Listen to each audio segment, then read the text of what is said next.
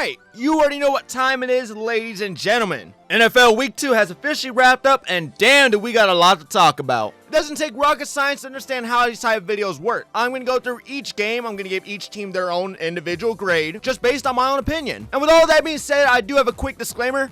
I am not a professional. By all means, I am the furthest thing away from being a professional. This is all strictly my opinion, and if I give a team a grade that you don't agree with, please let me know down below in the comments what you would have said instead. And all I do ask is if you are new here, please subscribe. It does help the channel out and helps my name get out there more. Now, with all that being said, let's get into grading your team's Week 2 performance. Alright, to start things off, we have the Thursday night football game, and here we have the Green Bay Packers. Another week, another strong performance by the Packers, where it didn't take long for them to jump ahead on the lead. With a great performance from Jordan Love, who showed poise in the pocket, spreading the ball effectively and avoiding all mistakes. While the run game led by Josh Jacobs kept the defense honest and it controlled the clock with his best weapon of the day being Tucker Kraft, who played out of his fucking mind and was essentially unstoppable. 7 targets, 6 receptions, 124 receiving yards with a receiving touchdown. It's like if you fused Gronk and George Kittle, boom, you have Tucker Kraft. The guy was going crazy, and it's really good that he did step up as Love's main weapon after the ugly Jaden Reed injury in the first quarter. But overall, the offense wasn't flashy besides maybe a few key plays, but it was efficient enough and did exactly what it needed to complement the defense, which, speaking of the defense, talk about a beatdown. Micah Parsons, who by the way, fuck Jerry Jones, this trade looks better every damn day they play. He came off the edge like an absolute freight train, relentlessly pressuring Jaden Daniels and disrupting the timing on nearly every drop back. The front 7 controlled the line of scrimmage throughout the entire game, stifling the run and forcing quick throws. And when it came to key moments where it looked like the Commanders had some momentum going, the secondary tightened up, breaking up any passes and limiting big gains. This was a game where every unit of this team contributed, turning Green Bay into a wall the Commanders couldn't crack. I'm going to give the Packers an A-. The offense was able to manage the game efficiently, and the defense had a near flawless performance, making this one of the most complete team showings of the season so far. I'm just saying, it might only be 2 weeks in, but if the Packers keep it up, I mean, who knows how far this team could really go. Alright, now we have the Washington Commanders. Look, it's week 2, it's still way too early on to tell, so I don't want to say Daniels is going through a sophomore slump, like some people are making this bigger than it needs to be, but if there was going to be one, then I'm pretty damn sure this is what it would look like, which is why I told everybody, wait till the man's second year before you start putting him in top 5 talks. Stroud. One word to sum up this entire performance: struggle. I mean, Daniels went 24 for 42, 200 yards and 2 touchdowns in the fourth, which was great to see, but would have been a lot nicer if they didn't wait till last minute to finally start making a damn effort. But again, I'm not going to blame Daniels much here. I mean, one bad game out of how many to say? I mean, good quarterbacks are able to have bad games, so it's fine. I just wish Kingsbury was able to at least call some better plays that actually involved throwing past the line of scrimmage, because that was horrible to see. My God. Like, why call the same play again if it didn't work the first 5 fucking times? Guys, so let's do the same play again, except, hear me out, flip it. See, now that right there, that's why I don't blame Daniels, because Cliff Kingsbury is a fucking moron. And his brain shuts down at the thought of actual good defense is stopping their screenplays and RPOs like it wasn't obvious what comes next. So not only did you have this jackass to blame for the pass game not going anywhere, but also for the non-existent run game they had going on. I mean, call it a boy band the way the run game was damn near in sync. 17 yards, 17 yards, and 17 yards. I mean, it's one thing to say the run game isn't working, but I mean, how could you tell when one of your running backs has 4 attempts? Like, if the pass game wasn't working, sure, but why the hell don't you just dish the ball out more? Eckler not having 10 attempts is understandable, as he barely had more in the previous week, but going from giving Merritt 10 attempts to just 4 is wild, and is a really stupid way of establishing the run game you already don't have. But I think one of the bigger factors here that faced the most struggling had to be the O-line, where statistically Daniels faced his highest percentage of pressure at 46% on most of his dropbacks, which alone should tell you how ass they were. So overall, it was just a day the offense would like to forget. Now we move on to the defense. While they had their moments of being pretty solid, it was just a really poor showing overall. They couldn't contain the pass, they couldn't contain the run when they needed the most. They had Tucker Kraft looking like an absolute unit on the field. They couldn't stop Love from leaving multiple touchdown drives through the air, and they sure as hell could not stop Jacobs from dominating on the ground. which in total allowed the Packers to rack up 404 total yards offense and scoring 28 points. That's not even to mention the penalties that sure as hell didn't help. It was just a really unacceptable performance you wouldn't want to have against a great team, especially when you can't even apply any pressure to the quarterback. There was nothing to make Love's day any harder than it was already. And now with the loss of Wise, it's just tough to say if they can really get it together when it comes to playing great teams like this, where the main goal is to make the quarterback's life living hell. For me, it was just a really riddled game, lots of mistakes, lots of injuries, from Eckler to Wise, just not what you want to see, and finally showing up when it was just too late. Just difficult for everybody. I'm going to say D+. And no, this is not me saying the Commanders are going to flop or just do poor from here on out, for the overreactors watching this, but just a perfect example that the NFL really is week to week. I think they'll kick back, but for this game alone, it was horrible, and I really cannot sugarcoat it anymore. Gonna give the Commanders a D+. Next up, we have the Pittsburgh Steelers. Holy cook. This game was a disaster for the Steelers. I don't know, say by chance, did Pittsburgh waste all their energy on the Jets? Actually, were the Steelers and Jets battling so hard week 1, they're both hungover and forgot how to play fucking football for week 2? They started off all right. 2 picks on Darnold, Metcalf revenge touchdown from Rodgers, and they were up 14-7 before the second half. And then the second half hits. And when I mean hits, like throwing a brick at a stack of Legos. Defense was not able to stop a damn thing, especially the run game where K9 was running all over the place. The offense struggled at times besides maybe a few nice catches and runs like Jalen Warren in the third, off what looked to be a broken play.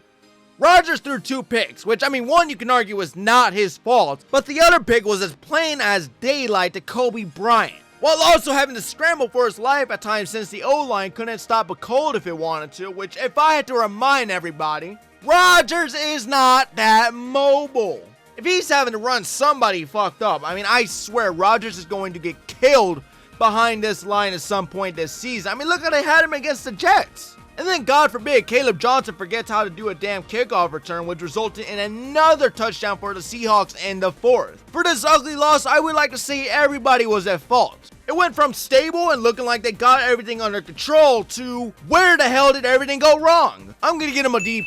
I don't think they're going to be this bad at all really much during the season, but this feels like one of those losses that's going to haunt them in the future. Especially when they had multiple chances to make this much closer than it really was. 3 points entirely in the second half is just pathetic. D+. Alright, and then we had the Seattle Seahawks. This wasn't necessarily the prettiest 31-point game with a couple of Pittsburgh fuck-ups helping to make this comeback a reality, but hey, win's a win, and for a 0-1 team, you really can't complain. And for Sam Darnold, he showed resilience, bouncing back from a mediocre 2-pick first half to diamond up everybody in the second, relying on JSN, who was playing out of his mind with 8 receptions for 103 receiving yards. Same with Club, who had a nice bounce back of his own from last week's ugly performance with 7 catches for 90 yards, while also leaning on the run provided by the beast himself, Kenneth Walker, who had his best performance by far in a long time. Which thank God, because I was sure another week like the last, they would have started using Charbonnet more. And I really like K9, so good for him. It seems like after Darnold threw the 2 picks, he really locked in, same with his offense, and they took advantage of Pittsburgh not being able to do anything besides a field goal. Gonna get him a B+. Next up, we have the Buffalo Bills, and I'm not even gonna waste my breath describing this game because of how boring this shit was. Keeping it a buck, unless you're a Bills fan, you didn't watch this full thing. I didn't. I don't hate the Bills. I usually like watching them. But after the halftime, I just stopped paying attention because how much of a no contest it really was. The closest this game ever was when it started, when the score was 0-0. Anything after the kickoff, it was a damn blowout. James Cook fucked up the defense, 132 rushing yards, 2 touchdowns. Allen might have not had his best stats for those who didn't watch the game, but if you did, he didn't really have to do much. Like I said, this one was over at halftime. It was 20-3, but based on how it looked so far, I didn't need to see any more to tell me the Bills got this win in the bag. I'm gonna give them an A+. It was your typical belt-to-ass domination, where it's clear the opposing team never even had a chance. The Bills showed up and they did what was expected to start the season 2-0 after a large comeback victory the week before. To put it simply, this was essentially a bye week. Gonna give the Bills an A+. Now we have the New York Jets. I don't know where the Jets from last week's performance, but can the real Justin Fields please stand up? Because all I saw were fucking imposters. Kidding, but genuinely, off of last week's performance, I was like, alright, they might be sweet. No. Just no. Nope is all I can say, just no. I mean, everything they promised from their week 1 shootout just got broken because holy fucking beatdown, Batman, that was hard to watch. I mean, if somebody told me the entire bus broke down on the way to the stadium, I would have believed you with the way the stat sheets looked and from what they actually did on the field, which was essentially nothing. I mean, Fields was ass. As a matter of fact, that's just putting it nicely. Fields just blows so bad it makes prostitutes jealous. And probably one of his worst performances I've ever seen. Especially after last week where he fooled plenty. I mean, this is what we expected Fields to look like, and that's an inconsistent quarterback. Sucks to see the guy get concussed though, I never wish that on anybody, but it's not like if he doesn't exit the game they win or anything, it's just they didn't do a damn thing today. The run game was mediocre, receivers didn't do shit, but I mean really how could you? Defense was solid and was actually able to get key stops to make it not any more of a blowout than it already was, but they still let the run game take over and they let special teams do their thing. This game was a fucking stinker, simplest way to put it. And if you watch the entire thing, you're now entitled for therapy. I'm gonna grade it an F. I mean, just what a drop off from last week to just now it's like, damn, that did not take long. Next up, we had the Los Angeles Rams. And the Rams didn't just win here, they put on a whole fucking clinic for everybody to see. Week 1, it was all about the defense and holding back the Texans, but this time, shit. They had to remind everybody we're the damn Rams and we're the whole package. Matthew Stafford shook off an ugly interception to Cody Barton at the start of the game and got right back to work mainly in the second half after sitting up in his gaming chair carving up Tennessee's secondary by feeding Devontae Adams and Puka Nacua, who wasn't just catching passes either, as he broke loose on a 45-yard trick play touchdown, which I mean alone speaks for how explosive this offense can be. Now we get to the defense. And defensively, just pure domination from everybody. 6 tackles for loss, 5 sacks with 2 coming from Byron Young, who wrecked the Titans offensive line single-handedly. You had another sack from Cam Curl, Kobe Turner, and Stewart, who I told everybody was a sleeper pick in the draft. So safe to say, LA's front smothered everything Tennessee tried to do. I'm going to give the Rams an A.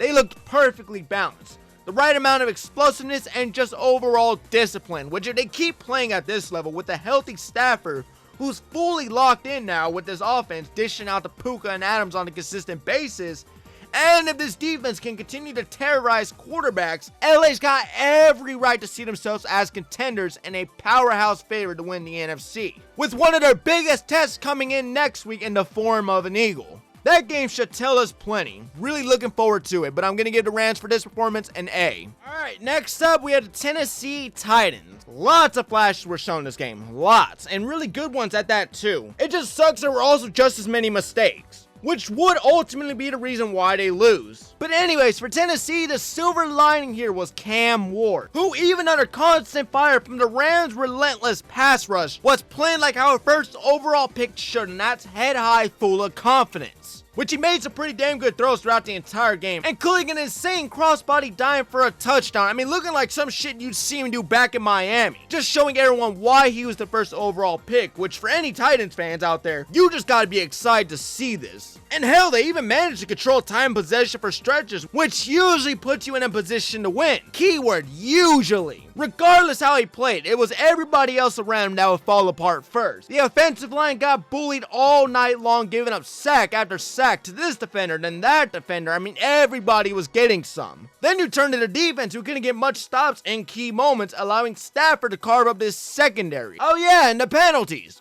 Fucking brutal. 10 flags on a night, just something you hate to see, which killed a good amount of drives, extending Rams possessions and draining any momentum they had in the game. So while Cam Ward gave the Titans a reason to have hope, the lack of discipline and protection gave a reason not to. It wasn't really a game you expect the Titans to win, but the fact that they even had a lead at some point in this game just shows the potential this team has when they all finally put it together. I'm gonna give the Titans a C. I think it was a good showing from their part, despite the flags, the lack of protection for Cam, and the fuck-ups on the defense, they got something special here, mainly with Ward. I mean, he is looking to be their franchise guy. But seriously though, if he's gonna be your franchise guy, get the man some damn weapons. I mean, seriously, it's definitely gonna be a while before they're ever contenders or really anything serious, but I mean, compared to last year, they're a step in the right direction so far. Solid C performance. Next up, we have the New York Giants. When I say this game feels like a Giants loss, I mean only the Giants, out of all teams, could have a quarterback throw for nearly 500 yards and 2 receivers go over 150 yards themselves and still somehow lose this game.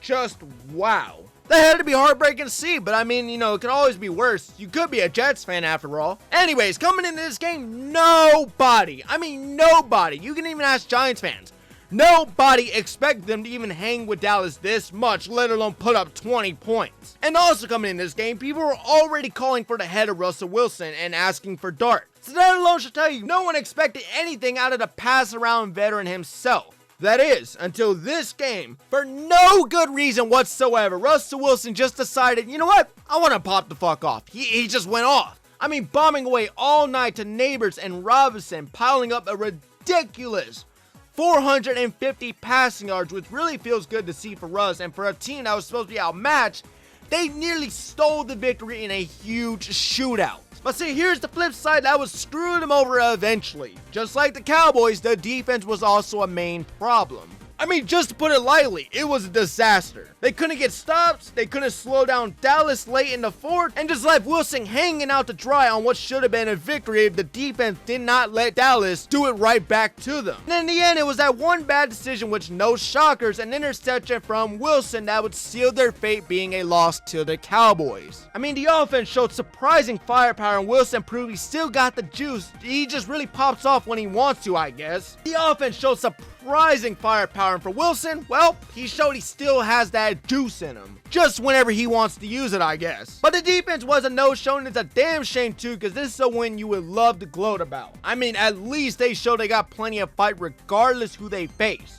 But for this game, said fight was not enough to finish the job. Gonna give the Giants a B-.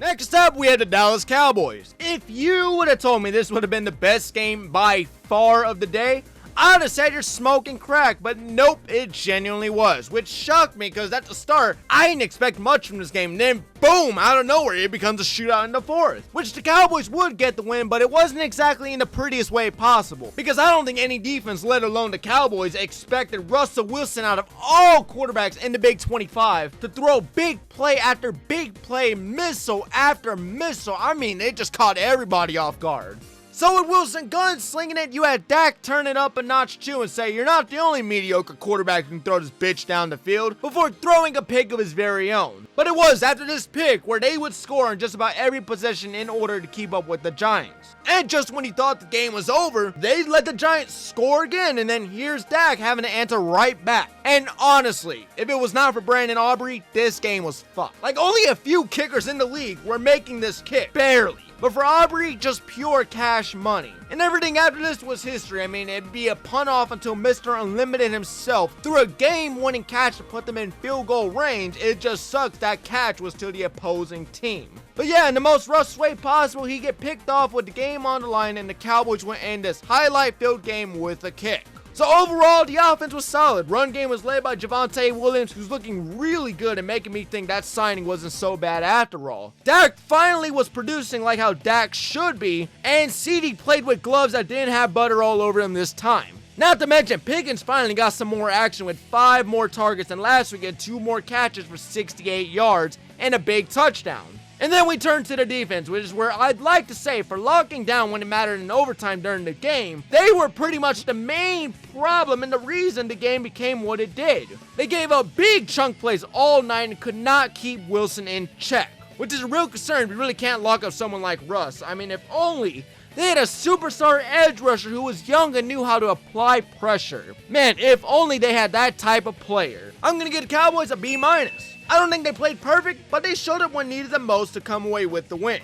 But man, do they have a lot to work on, especially if they want to hang with some of the better teams in the NFC. Good game overall. My God, I just didn't expect that to be the best game I saw this day. Next up, we have New England. The Patriots are still a work in progress, but they're showing fight. Defensively, it was not pretty. Miami was averaging near 7 yards a play and moved the ball at will for stretches, which, as we saw last week, the defense was letting the Raiders walk right all over them. But unlike the Raiders now, when it mattered late here in the fourth, they tightened up just enough to shut down the offense from doing much. I mean, it doesn't help they play Tua. That guy's going to give you free interception after interception. The real story here, though, was Drake May, who after a shaky week 1 looked like the superstar quarterback we know from last year. 3 total touchdowns, including 1 on the ground and 2 through the air. He spread the ball around with pure confidence. See, now this is the May we were looking forward to seeing. And speaking of players who played much better here than week 1, we have Ramondre Stevenson, who stepped up big in the passing game, giving May a weapon out of the backfield who can be relied on while also doing damage on their own, 54 yards for 11 carries. I'm going to give the Patriots a B+. Not much to comment on here. I'm really hoping they can continue to build on this win and play like this next week when Pittsburgh comes to town. Next up, we have the Miami Dolphins. You know, just for a minute there, this son of a bitch, Tua turned the ball over, had me sold. He was doing all right until, and I mean until, this man has to live up to his name and throw one of the worst picks I've seen in the fourth quarter with 2 minutes remaining behind by 3. And it's not even that it's a pick. It's a pick that had no business being thrown. You had A-Chan on your left, and you mean to tell me he locks eyes with the defender romantically before throwing said pick, which would have been his second had a flag not bailed his bitch out earlier. And I don't even know how Dolphins fans do it. I mean, it's painful to watch this dude try and ball out, knowing either he's going to fuck up next play, or he's going to fuck up later on when you need him in important moments.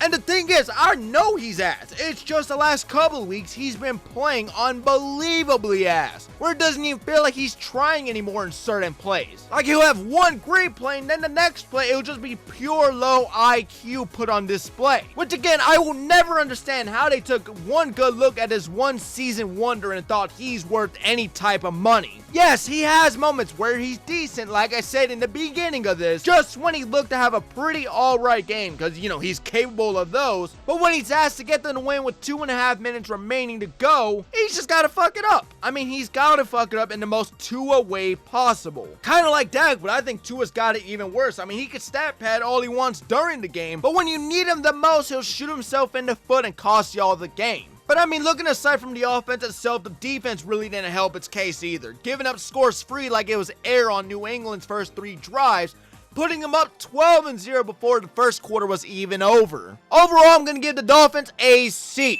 The offense had its flashes when Tua's not playing like an absolute moron and can actually hit his weapons on stride, but for me, it was really between the defense not being able to hold up and the late game slip-ups that would get them killed, taking them to a 0-2 record, which I'm confidently saying they're about to be 0-3 come Thursday when they play Buffalo. I mean, it's just a really rough start to the season, but I mean, if you want change like McDaniels fired, Greer fired, maybe this is the best way to go. Now we have the Jacksonville Jaguars. The Jaguars had plenty of chances, but inconsistency killed them again. And when you think of inconsistency, we have no one other than Trevor Lawrence to talk about. The generational talent who needs more time, you know, the one everyone makes excuses for, who is the perfect definition up and down. So while he did throw 3 touchdown passes, he also had to go ahead and throw 2 bad interceptions that shot any momentum they had down. He doesn't look all that great. I mean, he doesn't look in sync with his receivers either, just not what you want to see out of your offense. And then defensively, it wasn't much better. I mean, even after Joe Burrow went down, the secondary still got lit up for over 300 passing yards by Jake Browning, which is a wild-ass sentence to say alone. I mean, they let Cincinnati hang around and ultimately could not close the door when the opportunity was there for the taking. I'm going to give them a C-. Lawrence flashed, but the turnovers and the miscommunication combined with a leaky pass defense would be the reason they lose this very winnable game. Definitely not one that's going to haunt you in the future. C-. Next up, we got the Cincinnati Bengals. The Bengals won, but at what cost? Regardless what the record says, they still lost today. And that loss is losing Joe Burrow for what could be the entire season, depending on how the record looks before he gets back. Sure, Jake Browning stepped in and showed toughness, but those 3 turnovers nearly sunk them in this game. Just thankfully they were playing Trevor Lawrence. I mean, anybody else, this was a loss, but over the next couple of weeks, Browning really has one job, and that's just get the ball to Chase and Higgins, because those two are probably about the only way to win, being as limited as they are on an already questionable defense and now down one of the best quarterbacks in the league. And the thing is, I don't want to say I told you so, but it wasn't like this was unexpected. Have you seen their fucking O-line? The fact that it's only turf toe is a miracle itself, because behind that line, you'd expect worse. Like, it's really sad. We are just witnessing Andrew Luck all over again, except this time it's in front of us with Joe Burrow. And of course, it's only because this team is fucking cheap and refused to get him what's important. But I mean, hey, at least we have those weapons, right? Right? Every time Burrow gets hurt, I always look at this one picture and just think about how true this shit really is. And maybe perhaps tying all your cap between 3 players on offense was not the greatest idea in the world. If I were the Bengals, I would have already had him at proper O-line 2 years ago. Matter of fact, I would have got him his O-line after the Super Bowl. But nope, clearly this works. A way to kill the golden goose. Fucking idiots. I mean, hey, at least they're 2-0 rather than 0-2, so I mean, there's still a very good chance Browning can manage just enough games to still have them in playoff contention by the time he's back. I'm gonna give the Bengals a C+. It was a tight game, but it's one they're gonna be very glad they came away with. Next up, the 49ers. No Purdy, no Kittle, none of that did matter. In shocking news, Mac Jones stepped in and played maybe his best NFL game in a damn minute. He looked calm, unlike Mac Jones, and was able to spread the ball around, throwing for 279 yards and 3 touchdowns. Why the fuck are all backups coming in the league and balling out? And he actually kept the offense moving like a steady pocket passer, which is exactly what San Francisco needs to stay alive in the NFC West race. Which, yes, I know it's only week 2, it's still the start of the season, and there's still plenty of time, but until Brock's back, you'd hope someone could fill his shoes and keep them in a winning spot. Which for Mac Jones and his team, that spot checks out. And the defense, well, they did their part too. I mean, Rattler found the end zone 3 times, but the Niners' front 7 was constantly in his face, bringing the pressure, forcing rush throws, and just keeping the Saints from finding any balance on the ground. I mean, sure, the secondary bent a little as seen in the 21 points allowed, but when it mattered, they clamped down like in the last drive where they would get the turnover on downs for Jones to kneel the game out. I'm going to give the Niners an A-. Considering the injuries to their star players, this was a statement win and it puts them at 2-0. Which already looks so much better than the way they started off last year. Niners proved they got the depth and discipline to survive tough spots and still be contenders. Now, I can't promise Mac's gonna play perfect football every week on out, but even if he's above average and the defense can do its job, they're gonna be just fine until Purdy gets back. Solid A-, great win overall, and it's honestly refreshing to see Mac Jones still tossing the ball in the league. As a Crimson Tide fan, I can't be even more happy for Mac Jones. Next up, we have the New Orleans Saints.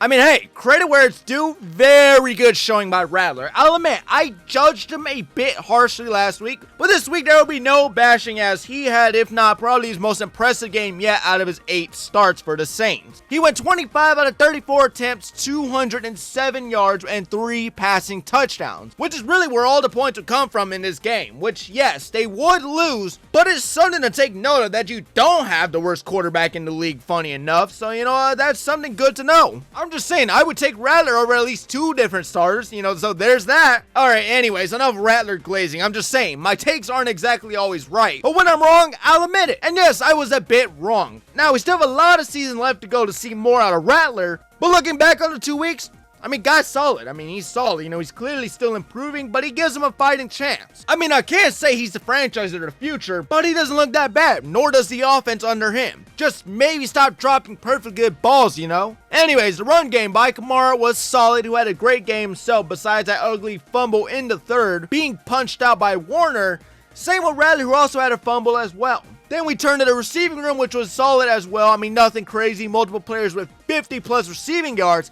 And funny enough, just today I learned Brandon Cooks is still in the NFL. What a small world we live in. Anyways, now we get to the defense, where it was the opposite of the offense, where Brandon Staley's unit struggled all afternoon, allowing Mac Jones, out of all the backups in the league, to pick them apart, throwing through the air 300 yards with 3 passing touchdowns. So while it was a promising step for Rattler in the offense, the defense still has a long way to go, which while they did get 3 sacks and 7 tackles for loss, they still let the Niners score all over them and never giving the offense a chance to take the lead. I'm going to give the Saints a B. I mean, it was a good performance, just not enough to get the job done. However, I am definitely confident in saying they are not the worst team in the league, which for them, that's a win itself. B. Next up, you have the Baltimore Ravens. I mean, what did y'all expect? I knew this belt to ass was coming the moment I saw the schedule, especially after their choke week 1. They were fucking pissed. I just didn't think they would wait until the 4th to apply it, but I mean, it started slower than I would have liked. But eventually, the blowout would happen after the second half with a big bitch slap being delivered in the 4th by popping off 21 on their secondary. With a really strong performance from Lamar going 19 for 29, 225, and 4 passing touchdowns. With my favorite play today being the connection to Hopkins, where the receiving game itself was solid, with Flowers doing most of the work. Which, funny enough, the player who I expected the most to get a piece on his ass whooping was nowhere to be found. I'm pretty sure they put out an Amber Alert for Derrick Henry, because like me and everybody else watching, it's like, where's Derrick Henry? And to my surprise, he was there. He just didn't do shit. And you think for how unstoppable he was versus the Bills, he was going to murder the Browns. But no, he didn't. You know, it was a jaw-drop performance, just not for the right reasons. Anyways, now we get to the Ravens defense, where it seems Roquan Smith was doing most of the damage alone, racking up 3 tackles for loss and a fumble recovery for a touchdown. Where the secondary was making it hard for 45-year-old Joe Flacco to find any rhythm in the pass game besides this 1 touchdown pass, which was a damn miracle itself. With Nate Wiggins also picking him off on one of the 45 attempts he'll make down the field. Just overall belt to ass and a very much needed win to get over the Bills' disaster. I'm giving Baltimore an A+. They really couldn't have played this one any better, and it was really cool to see Lamar reunite with Flacco again. Now we have the Cleveland Browns. The Browns struggled in a 41-17 loss to Baltimore despite some bright spots on the defense. Let's talk about the offense, where to no shocker, Joe Flacco played like how most 40-year-olds would against a great defense. And this isn't even a dig at Flacco, it's just the truth. It's one thing to play the Bengals defense, but it's another thing to play the Ravens defense, and you bet his age was on full display. Which again, not a dig at the guy, it's just the truth. The Browns have an old quarterback, and he really struggled to get anything going, completing 45 passes for 199 yards with a touchdown, which like I said was a damn miracle that thing was caught, and an interception to Wiggins, while rookie Dylan Gabriel threw his first NFL touchdown late in the game. I mean, hell, if they really wanted to make this damn thing entertaining, they would have threw Sanders in there just for the hell of it. For the run game, it was led by Juckins, who made his debut following his allegations, where he's as advertised, averaging 6 yards a carry, going for 61 on 10 attempts.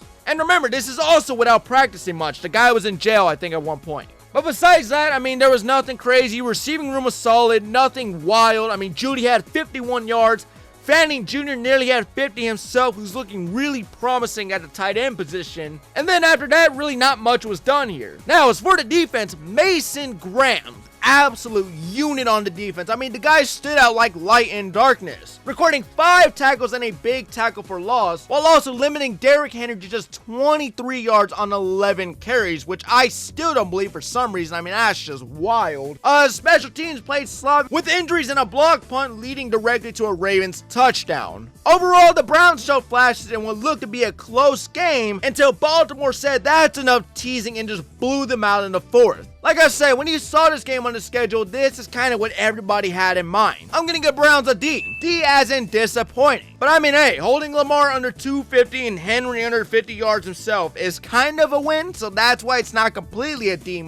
So good for them. All I ask at this point is just let Flacco rest. Like, come on. There's no way they saw him play today and so yeah, he's good to go the rest of the season. There is no way in hell he should still be the starter to the very end. I'm calling it right now, Dylan Gabriel gets to start in 3 weeks. But either way, yeah, the Browns get a D. Next up, we got Chicago. Just when it felt like the Bears couldn't sink any lower after week 1, oh, they did. And oh shit, was it bad. Most fans were hoping for a bounce back, but instead, Sunday turned into another nightmare you don't want to see your team to face. A pure belt-to-ass blowout, where a quarterback Super Devo Caleb Williams once again painted his nails for war to nobody's surprise would struggle with turnovers, stalling drives and killing their own momentum. But the real disaster this time was on the other side of the ball for once this week. Which I mean, at least they look competitive in week 1. Here, it was the exact damn opposite. But Whatever it was, it got completely smoked out before and after halftime, giving up an unbelievable 511 yards total and 7 touchdowns with almost no resistance or answer of any kind. And may I remind you, this was a close game before the half. At least, well, if you consider it like that. I mean, you know, just like the Bears, I'm trying to come up with an answer myself of what the hell happened. It's like the second half begun, and they just sat there and watched the Lions kick their shit in drive after drive.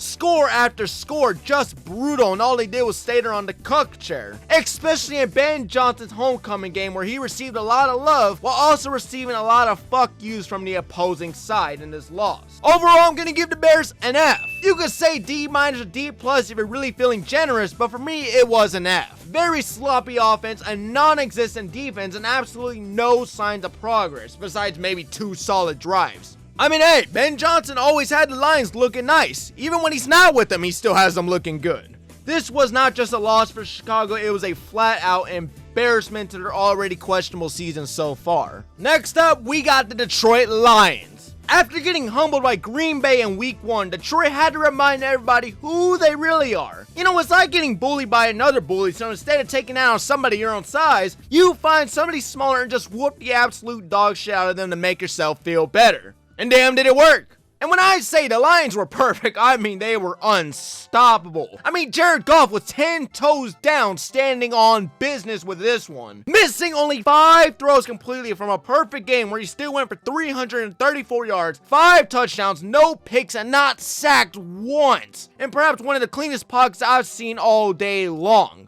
And in this pocket, he sliced up Chicago's secondary all game, feeding just about everybody from St. Brown, Jameson Williams, Gibbs, Laporta, Tesla, who is one of the craziest son of bitches I've ever seen in a minute. Sure, he only had 1 catch, but it was one of the best catches of the game, which, again, he had this last week, where he came down with a beautiful one-handed catch. If this dude doesn't end up being somebody's wide receiver 1 someday, I'm gonna be very disappointed. Anyways, now we move to the ground, where the run game was also just as unstoppable. Jahmyr Gibbs and Dave Montgomery also had to remind everyone who the hell they are, and that's Sonic and Knuckles. You know, after a disappointing week 1, safe to say the duo is back, and damn are they good. Just providing an overall perfect balance for the offense, where the defense just played as equally good. I mean, clamping down on Caleb Williams and forcing Chicago into mistake after mistake, just making life a living hell for 3.5 quarters before Caleb was pulled. I mean, the pass rush kept them under constant pressure while the secondary capitalized on sloppy throws to shut down any comeback hopes they had. While the secondary capitalized on sloppy throws to shut down any hopes of a comeback they had. I'm gonna give the Lions an A+.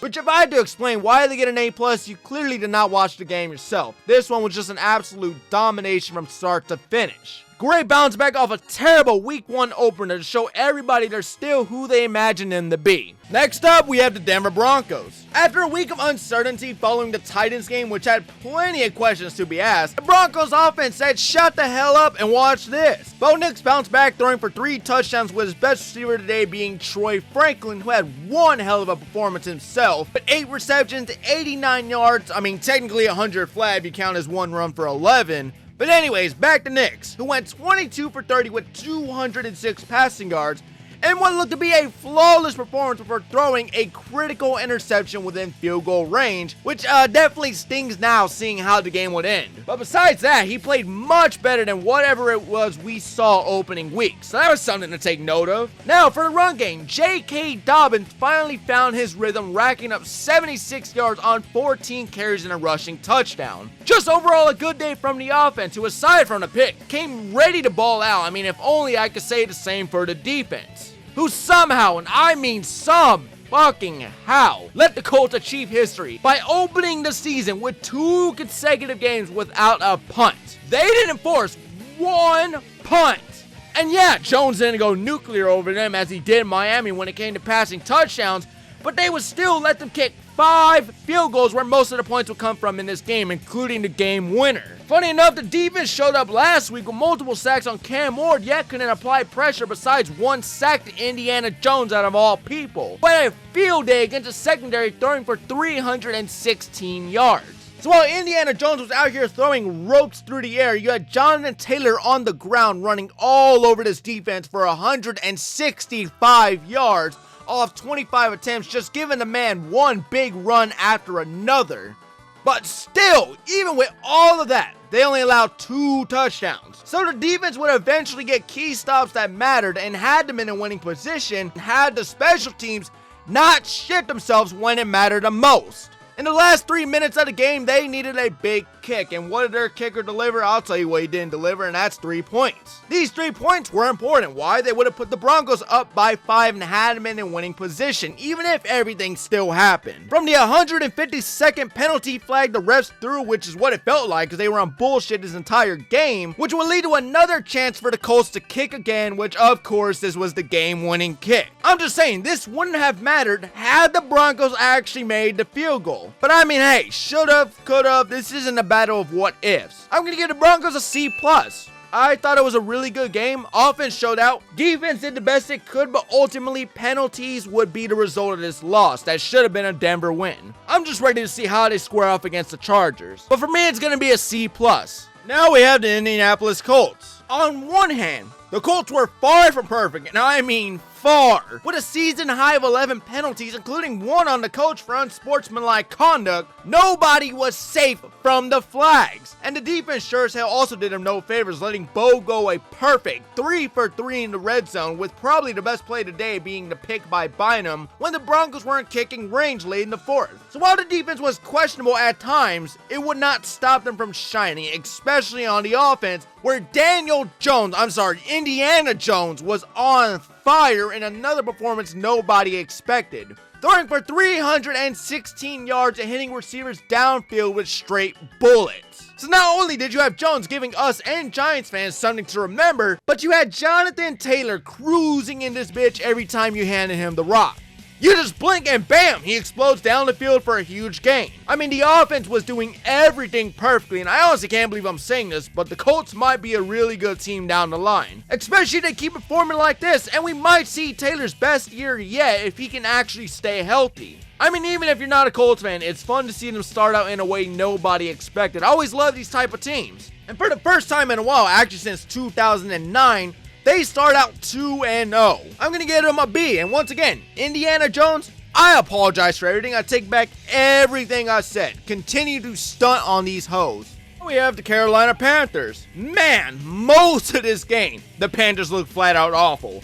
I mean, Bryce Young couldn't move the offense. The run game was going nowhere pretty much. I mean, Arizona had them in a chokehold in what looked to be another ugly loss until Young was like, you know what? McMillan, what's 9 plus 4? Ted said is 13 and Young said close enough before channeling his inner Tom Brady where he'd start firing dart after dart. Touchdown to touchdown. I mean, he had Brady damn near in shambles the way this comeback started looking. And they even recovered an onside kick, which took me from sitting down to standing up like, holy shit, they're gonna do it. Until a few penalties and a sack would take them back down to reality. Which reality is they still played poor from the early mistakes and turnovers. They were just too much to overcome regardless how much fight they showed later in the end. I mean, the hole they dug in these first 3 quarters really cost them the game. It was a really good attempt though. Bryce looked so much better, but he starts off way too slow. That is really just about my only concern. McMillan looks to be a superstar, perhaps rookie of the year. Renfro was a great signing, and Xavier Legette is a bust. Straight up fucking horrible. I mean, I've seen more videos of him eating squirrel than I have highlights. I mean, you know the guy can't do shit,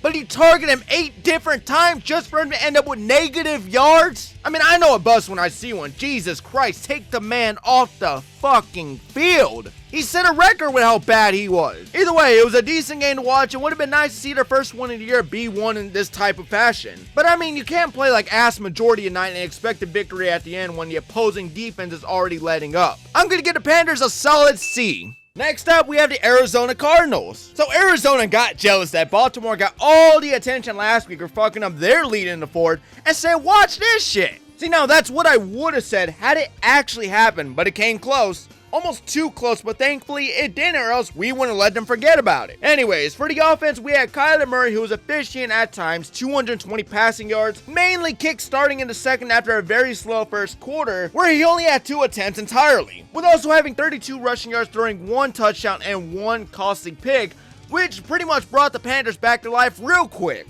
So safe to say he was far from perfect, but I wouldn't say it's much on him, as I'd really like to blame their pinhead offensive coordinator Who doesn't know how to use Kyler's strengths in their game plan, let alone knowing how to actually use his receivers? How he's got a job is beyond my knowledge, especially letting all these weapons go to waste. His scheme is an absolute joke, and so is his pass game as long as he runs it the way he's been running it. Same goes with the run game. I mean, it was damn near non-existent.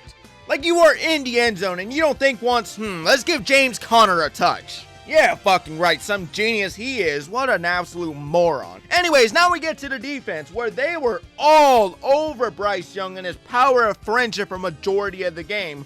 Whereas as soon as the game started, they let him know how this was gonna go. With a strip sack on the first drive for 6 and getting an interception the next drive right after that one. Which day we get a total of 3 sacks in the afternoon, including one to seal the game, what could have been an ugly choke had they actually pulled off a score on the final drive. Overall, I'm giving Cardinals a B-. Shit wasn't the smoothest, but the pass rush stood on business, and so did the rest of the defense, which bullied the Panthers for 3.5 quarters straight. Before taking their foot off the gas and nearly giving up the dominant tone they set from the start, which really will be the main reason they still walk away from this game with the win. Especially since after the first quarter, the offense would go on to score 7 completely and will be outscored by the Panthers. Another day, another defensive victory, giving them a B-.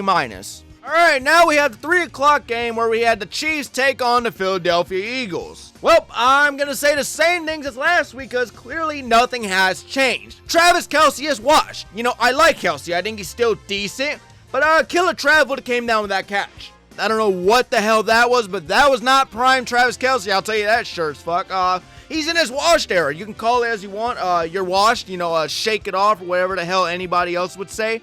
Our run game is dog shit. Like, at one point, I liked watching Pacheco, you know? Now, I dread every time we give him the ball because I know it's gonna go nowhere. The guy's got no vision.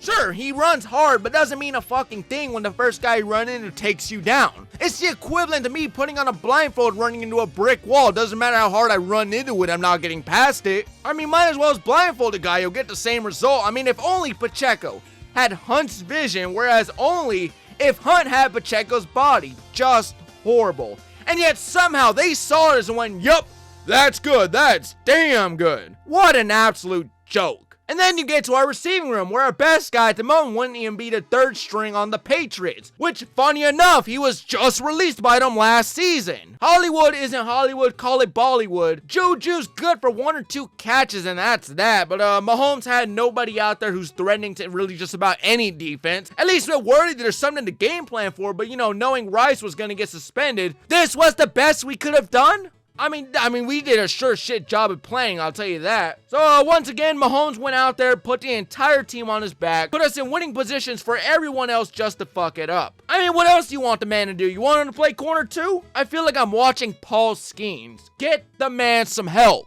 I mean, my opinion is still the same. Fire Matt Nagy, although I'm sure he doesn't even play call for us and it's all big red. But still, fire Matt Nagy. Defense played well and played like how you would want us to versus a team like this. Held Saquon under 100 and held Hurts to only 100 yards himself and under 20 rushing yards. So I really got nothing bad to say for that side of the field. I mean, the only plays they got us where we would have liked to stop it was maybe the tush push. But I mean, how do you really plan for that? So yeah, ran over. I'm giving us another C-. Just another week of us playing like the bare minimum and expecting to pull a victory out of someone's ass. I don't understand what we were even thinking going into this game. We need some sort of identity shift. We really want to bounce back from being ass and laughed at everybody else. Giving my Chiefs a C-. Next up, we had the Philadelphia Eagles. Probably one of the least craziest wins for the Eagles by far. And by that, I mean it didn't feature much highlight reel material or stuff that would have you jumping out of your seat besides the pick on Mahomes. I mean, besides that, it was a game where they didn't really get greedy with the lead in the end and try to add on more. And for what the score shows, it was really never that close. They got up in double digits for the lead and just really stood on business the way they locked the game up from there. The offense was far from perfect, especially the pass game, which struggled with Hurts barely throwing for 100 yards and more, only hitting on the plays that needed to be made. Like when he was getting blitzed by the defense on a 3rd down when he threw it up to Devontae Smith to put the Eagles first and goal. But besides these moments, it's clear the offense didn't really have to do much, and this was a game where they dominated the trenches and controlled the critical moments to the best of their ability, like getting the important sacks, batting down the right ball, and just shutting down Mahomes overall, which would lead to their win against us in Arrowhead Stadium. Overall, great win, well deserved, and they did what was necessary to walk away 2-0. Might have not been the performance they wanted, especially on the offensive side of the ball, but I mean, hey, win's a win, so I'm going to give the defending champions a solid B. Next up, we have the Sunday night football game, the Atlanta Falcons versus the Minnesota Vikings. And for the Vikings, well, this was a very shit game. And by all means, I don't mean to dog the guy, but JJ, yeah, I don't think he's ready. I mean, the guy looked like a deer in headlights for majority of the game. It just made me feel bad the way the Falcons rain on this guy's week 1 parade. But like, also, fuck me, he didn't help himself much either there. I mean, besides maybe 2 good looking drives, he played like ass. He got swallowed up for 6 sacks, threw 2 picks, with one of those being a brutal game-ending floater that really put the cherry on top for how ass they played. Somebody should have swapped this game out with one of the 12 p.m.s, even the Chiefs game. I mean, that would have served better as Sunday night. This game was nothing but punts, which, yeah, we punted a lot too, but at least we didn't go 3 and out every time or had a quarterback who just stood there and took it. I mean, the pass game was bad. The run game never even had a chance at existing. I mean, at least the defense showed up. They stiffened in the red zone multiple times and did not let the scoreboard completely spiral out of control. And the pass rush even got home here and there, forcing some hurried throws. But I mean, what good is a great defense without much support from the offense? Because the offense sucked ass, the defense will be on the field way too long, and eventually the cracks would show with the amount of chunk plays they allowed in coverage. And not to mention, they had trouble stopping the run late in the game. I'm going to give the Falcons an F. I mean, that sucks to say because I know they're not this bad of a team, but for this game alone, they struggled to do anything offensively, with the only points of the game coming from the kicker. And now that JJ's out, I can't say how they're going to look next week with Carson Wentz. Yes, that's right, I said Carson Wentz. Just what the hell is this year so far? I'm going to give the Vikings an F. I mean, you could say D-, D, I might agree with you there. But for me, it was a very disappointing showing, only worthy of an F. Alright, next up, we have the Atlanta Falcons. Let me summarize how this game went for you real quick for those who didn't watch. Punt, handoff to Bijan, punt, field goal, handoff, punt. Pass game did not do a damn thing. So it was pretty much the kicker and Bijan Robinson doing most of the work offensively. Which, by the way, good shit to the new kicker, much better than that Ho guy. What a fucking joke he was. But anyways, yeah, offensively, this team did next to nothing apart from the run game. I mean, you take away the field goals, this is probably one of the lowest scoring games all week on both sides. Defensively, though, it's a whole different story. Raheem Morris's rebuilt pass rush finally showed what it's capable of. 6 total sacks, with first-round picks Jalen Walker and James Pierce Jr. getting in on the action, giving the defense the edge they've been missing. Overall, this game was boring. Like, offensively from either team, it was boring. So I'm going to give the Falcons a B-. Defense showed up, offense wasn't asked to do much outside the run game, but for a Sunday night matchup, this shit was disappointing. But I mean, hey, for Atlanta, they don't care if it was a Sunday night game or it was an afternoon game. A win's a win. B-. Next up, we got Tampa Bay. See, now this is what a good Monday night game looks like. Definitely not the shit we're about to review next. But this game was worth the time card. So to sum it up, it started out with a touchdown from both offenses where the Texans came in hot. Right off the rip where Baker delivered with a score right back and would have to score 14-10 before the half, which this is where the scoring would stop until the fourth because of a missed field goal late in the third. Where to start the fourth, we had the special teams nearly cost the game with a block punt and a huge return giving away 3 points and momentum. But when it came down to crunch time, Mayfield delivered on a large game-winning drive, putting it all on the line, no exaggeration whatsoever, with a huge 4th down scramble deep in his own territory to keep one of the biggest drives of the night alive, where they would go on and score a run with barely any time left on the clock to walk out of Houston with the dub. Offensively, everybody did their job perfectly. Run game was solid, the receiving room was on fire, especially Ibuka, who week by week is showing why the Bucs took him with no hesitation. Defensively, you could say it was a mix between good and bad.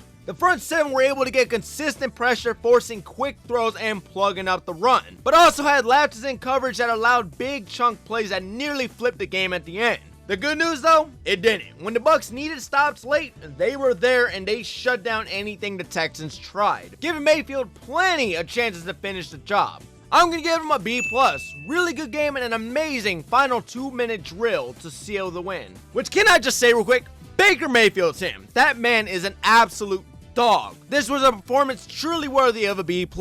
Next up, we have the Houston Texans. What the hell is happening with the Texans, man? I mean, they started hot, but it's like they used all their power within that first drive and forgot how to move the ball afterwards. That makes 2 weeks in a row now. Stroud had no help essentially outside of Collins. Run game, which while Chubb did get a rushing touchdown, was poor for most of it, showing how much they really do miss Mixon's production. O-line, I don't even have to explain how their O-line performed. All I'm just going to say is pure ass. And just overall, the way this offense plays and how they struggle to get anywhere really outside of maybe like one impressive drive just gives me no hope to say they're going to have a great season. It's like 4 tires on a car, the 2 tires in the back being the defense look amazing, and then you look at the front of the car and it's fucking flat. It's a one-dimensional offense that won't win you much in today's NFL, especially being as inconsistent as they've been the last 2 weeks. So until Stroud finds some consistency, the O-line can actually block, and the run game can finally get going, the Texans are going to just keep digging holes they can't climb out of. I mean, sure, yeah, the defense could bail you out as it nearly did this game,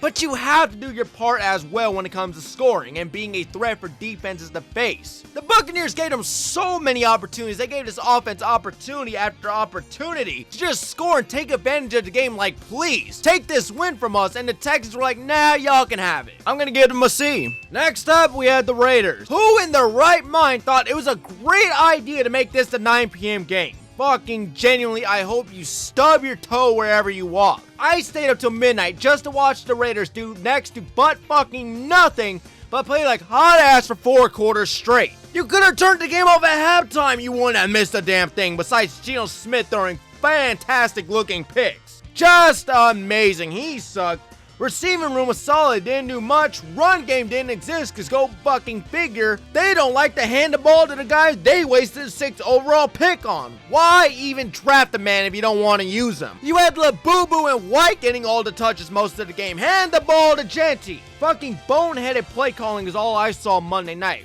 which I'm going to grade the Raiders a D+. Defense wasn't that bad. Hell, honestly, defense was the bright side of this damn team. 8 tackles for loss, 2 sacks, but still could not stop scoring early in the game. I mean, they did a great job of shutting them down the second half, but the first half would have been nice to do the same as well. The offense did spiritually nothing, which it's almost like they fell asleep behind the wheel like any reasonable person who watched this game like myself, because let me find the man who thought running this game till midnight was a great idea. But anyways, yeah, I'm going to give the Raiders a D+. I don't think they're a bad team, but this game doesn't help them beat the allegations of still being dog water, at least the offense-wise. The defense was pretty damn good. But for the offense, maybe next time run the damn ball or do something that involves Brock Bowers, because I don't know how Geno process thinking works, where it's like, all right, there's a guy down the field in double coverage, or there's a guy right in front of me fully open. I'm just going to toss the guy in double coverage. I don't know what he was thinking, but this game was not it. I mean, hell, maybe bring Brady down and have him sling the rock a couple of times. See, now that's something I'd stay until midnight to watch. Overall, this game was forgettable, and it goes up there for one of the worst in the week. Justin Herbert was a one-man wrecking crew the way he was destroying Vegas' secondary the entire first half with 2 passing touchdowns. And after the second half, well, that's pretty much it. They really just ran clock after this without the scoring part, but since the Raiders didn't do jack shit either, the Chargers didn't really have to add much onto their lead already. I mean, the defense set the tone early, highlighted by Henley's 2 interceptions and a sack, as well as a standout performance from Gilman and Dante Jackson. Even without Khalil Mack after his early elbow injury, the defense kept Vegas in check all night long. Overall, the Chargers look balanced and composed, and Herbert's MVP campaign looks to be great, with another solid game to follow of his Kansas City masterpiece. Who knows, maybe Mass and Beer was all the man needed to finally understand how it all worked. Gonna get the Chargers an A-. And that will do it, ladies and gentlemen. Week 2 has officially wrapped up, and yeah, that was my grading of all Week 2 games. Once again, I do not claim to be a professional, so please do not take it serious. This is meant to be a more fun video and just give my reactions and just what I thought on each team's performance. And like I said, if you disagree with me, please let me know down below in the comments what you would have graded instead. And with all that being said, once again, thank you all for being here, and I will see you on the next Random Recap.